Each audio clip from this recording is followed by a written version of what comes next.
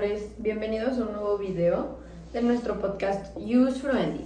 El día de hoy vamos a hablar de las universidades y su importancia. En el curso de todas estas civilizaciones que ya venimos analizando y comentando, llega un momento en el que las fuerzas convergentes de las más diversas procedencias les dan un nuevo realce, y este momento fue para la Edad Media el inicio de un surgimiento de una nueva corriente que estaba imperando en toda la sociedad. Se fundan las universidades y surgen las primacías de la literatura occidental moderna, también una filosofía de la ética que reafirmó la revelación en el terreno religioso. Y esto debido a que la vida era más segura, la autosuficiencia de las ciudades, como ya lo habíamos comentado en la burguesía, que ya empieza a haber este cambio del feudalismo hacia la burguesía y un cambio radical en la sociedad, deriva pues en que justo ya hubiera hasta cierto punto un estado de paz y la gente pudiera enfocar su día a día a no solo el campo, sino a también aprender cosas nuevas. Bueno, en los principios de la Edad Media la cultura había sido un privilegio reservado y, casi que exclusivo al clero. Y cuando Benito de Nurcia en el siglo VI estableció el régimen monástico, había impuesto a sus monjes la obligación de leer y de estudiar. Y justo en los principios de la Edad Media la cultura había sido, como ya lo comentó, un privilegio. Entonces, con esta vida en la que el hombre era limitado y posteriormente al debilitarse los feudos empieza a crecer el hombre, se le da pie a que justo empiecen, a que empiece esta hambre por aprender. Sin embargo, los problemas de las escuelas catedráticas eran limitadas. Estas comprendían la gramática, la retórica, la lógica, la aritmética, geometría, música y astronomía. Y estas eran las 7 artes liberales. También es importante mencionar que justo los estudiantes que se sentían atraídos o que les llamaba la atención esto acerca de las universidades, en su gran mayoría eran los burgueses y, era parte de la burguesía y de los siervos inteligentes.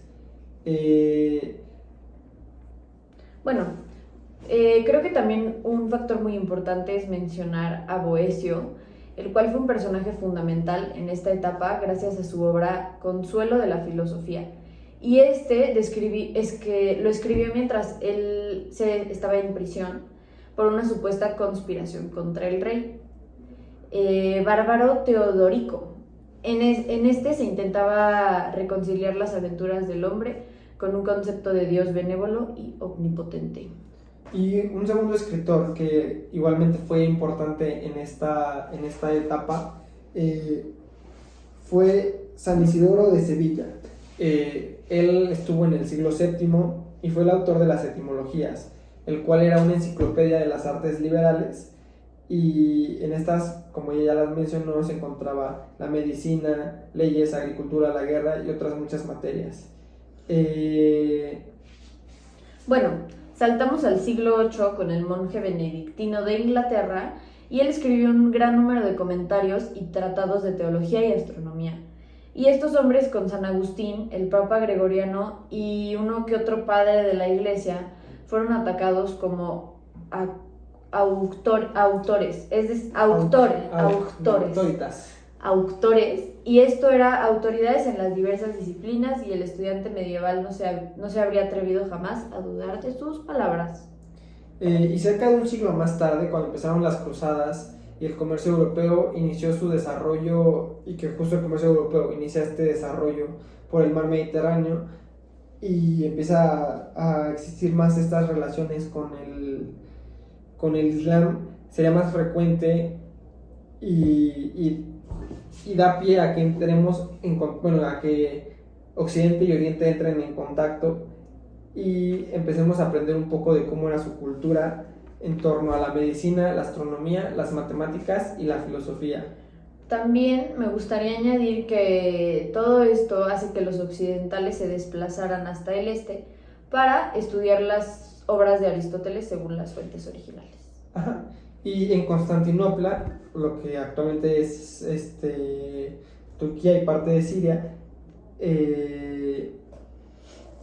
y también en España, los eruditos árabes, o sea, los eruditos son estas personas muy sabias, o sea, gente sumamente dotada, se ocuparían de traducir el latín no solo en las obras árabes, sino también en los antiguos griegos y de los árabes y de los hebreos, pues para conocer las cosas desde la fuente primera y atender justo a todo este surgimiento que se venía desencadenando. Bueno, creo que es importante aclarar que una de las figuras más interesantes de esta revolución fueron las personas, ya que estaban decididos a seguir su propia iniciativa. Y bueno, también en una universidad de París existe un sello del siglo VIII y este nos muestra la relación entre religión y cultura, que esta es la fuente de la sabiduría divina y es respetada por la Virgen con el niño. Un santo, representada con la Virgen, con un niño, un santo y un obispo abajo de dos maestros que daban enseñanza. Y ya para concluir, y recapitulando todo lo que hemos dicho, todo el continente mostraba justo esta sed de conocimientos y estaba en contra de la censura de la censura eclesiástica que le daba a todas estas cosas nuevas que estaban surgiendo.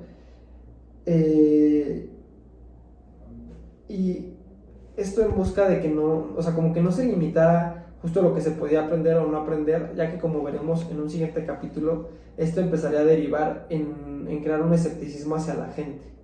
Espero les haya quedado un poco más claro y los esperamos en la segunda parte de las universidades. Gracias. Adiós.